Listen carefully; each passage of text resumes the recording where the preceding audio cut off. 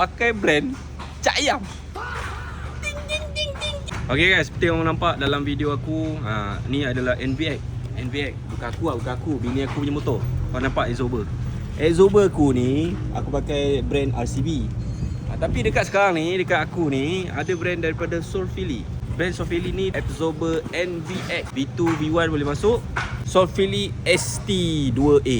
Yang special ni Exober ni, dia tak sama dengan Exober yang kat luar sana. Sebabkan kat sini, kau nampak ni, ni boleh longgarkan, kemudian boleh tinggikan dia.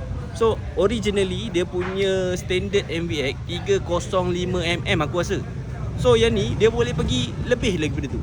So mana korang yang nak rasa NVX korang nak tinggi ke congek ke, boleh lah pakai untuk Exober daripada Solfili. Dan kat sini dia punya adjust, orang kata Exober high low sohat lah, orang kata senang cerita, boleh adjust lembut keras macam tu. So kat sini adjust dia punya spring rebound dia untuk keraskan lagi macam tu. Dan dalam kotak ni ada dia punya warranty. So benda ni simpan lah, in case kalau Exober ni ada apa-apa masalah, claim dulu boleh, ada warranty. Tapi masalah sekarang ni, Exober ni bukan aku nak pasang dekat aku punya NVX tau.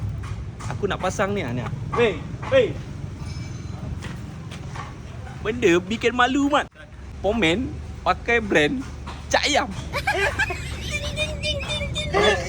Cokia mat. Janji ada, aku nak lower je lah. Oh, janji ada. Apa benda? Pomen orang kata buat motor beribu-ribu. Brand Exober Cokia. Orang kata Cak Ayam. Ni Gil, ada barang baik. Kau ingat? Sini buat sini.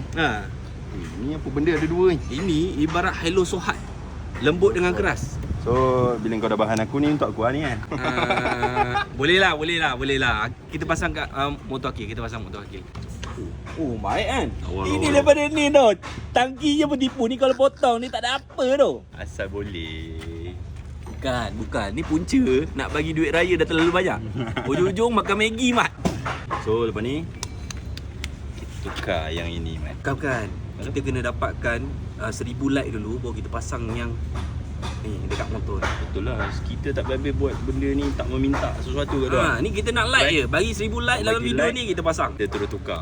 Buat video pemasangan. Tag dah kuning. Sama dengan kuning. Walaupun buruk, Exober kena baru mat. Tip-top. Tapi kalau video ni ramai support, insya-Allah jadi MBX V2 ke. Sabar jap.